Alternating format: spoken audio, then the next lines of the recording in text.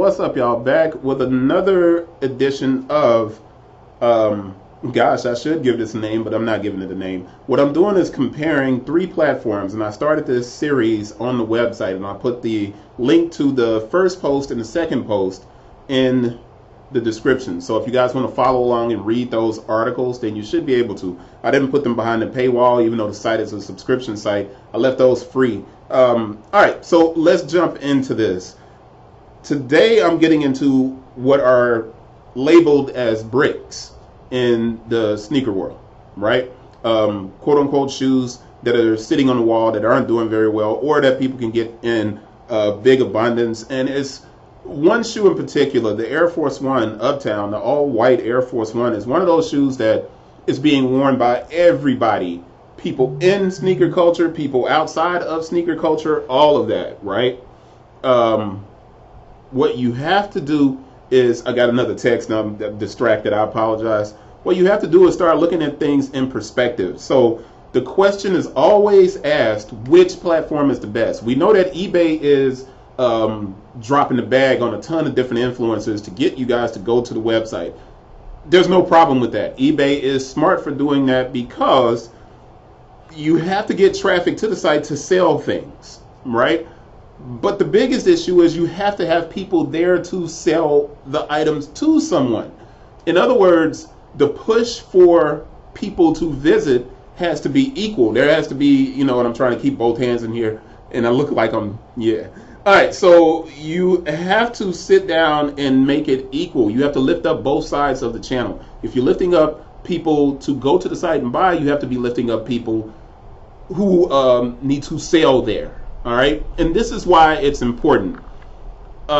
These quote-unquote bricks, a pair of white Air Force Ones, are not that easy to come by. Now, they're readily available in the store. If you go to the store, you should be able to pick up a pair of white Air Force Ones, right? In GS sizing. They should always be there, but they're not. We know that Nike is very cyclical in how they dole out the white Air Force Ones. So they'll be gone for extended times from your retailer, which means that people are willing to buy them online. Here's the catch. I'm going to ask this question, wait 1 second, and let you think about it. Where do you think more shoes are sold? Amazon, StockX, and in regard to the Air Force One, GS, all white, where do you think most of the shoes are sold? How many are sold? The majority of them. And which one do you think is selling for the most money? That's that pause I gave you, and between Amazon, StockX, and eBay. Another pause. All right, now you've had a second to think about it.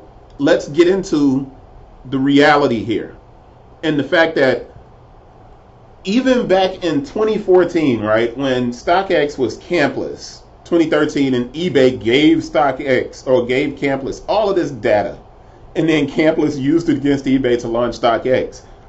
Even back then, when they were talking about sellers and the biggest sellers on eBay and the biggest sellers all of these different places, I was not writing the website as an information website back then. The website was simply a site because I had my own shoe company and I was selling my own shoes. But Campless never looked at Amazon as a resale platform, and it amazed me that they didn't, because so many people had left eBay to go to Amazon and sell. There were a ton of us that left back in 2010 and 2011, because at that time Amazon had acquired Zappos and they weren't really in the shoe game that tough. But then they opened it up to third-party sellers, and then it just went all haywire, and that's a completely different video.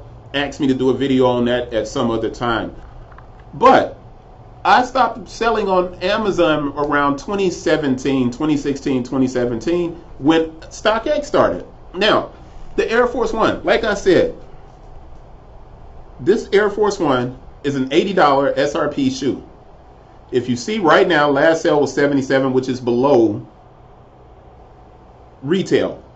But StockX shows it as a markup, as an improvement in sales at $9.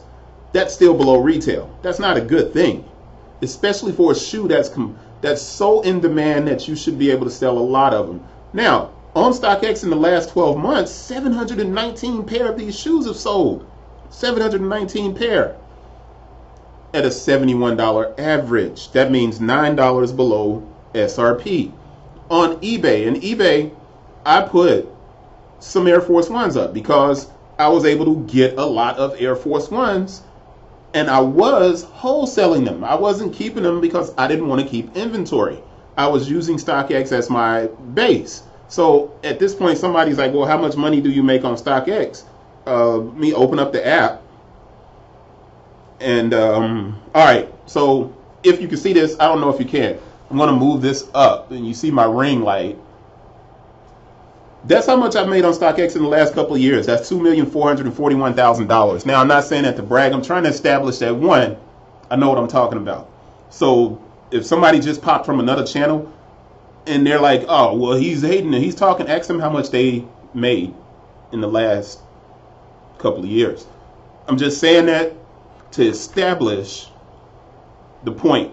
All right. On eBay, those shoes that I was wholesaling, I decided to put up on eBay and sell those because I was like, well, I'm going to run this test and I want to see what happens.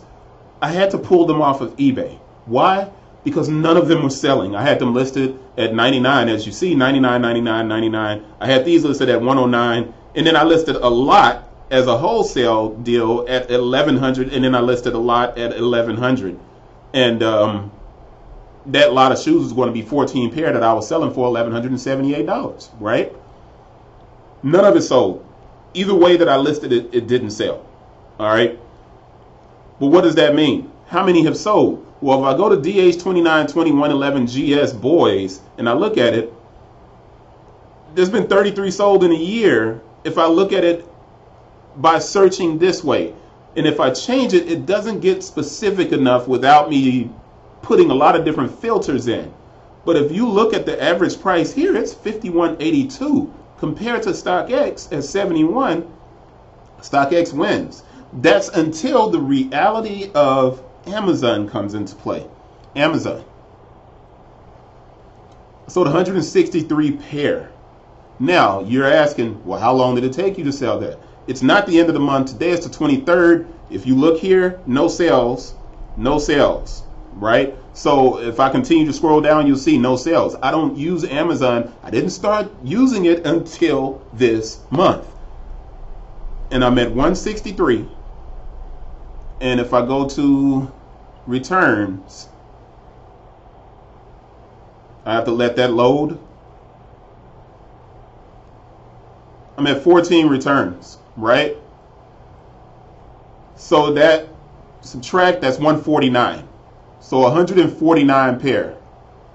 149, and this is what I've been paid so far, and you'll see done $6,000, $5,993.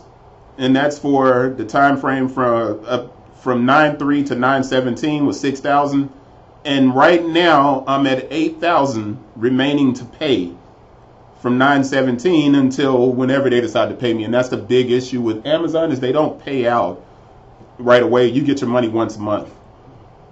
All right, so this will probably be at 12,000, and it'll probably be at 200 pairs sold. If you guys are really paying attention and you're looking at this, that white Air Force One is no longer a brick. If I'm picking that shoe up on Amazon at 70, on StockX at 71 a pair, which is buying those on StockX and going back and selling them on Amazon, and if I'm buying these on eBay at 51, then my average price is right around, you say 70 and 51 is 61 is my average price. And if you look at my total here, if 8,000 and 6,000 is 14,000, right?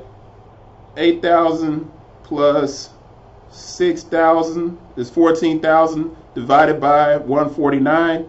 I'm doing $93 a pair. 61 bucks is the price. And I'm buying them from eBay, and I'm buying them from StockX. Now everybody can't jump on Amazon. Am I giving away a secret? No. I'm saying if you're going to buy the shoes, go to eBay and buy the shoes.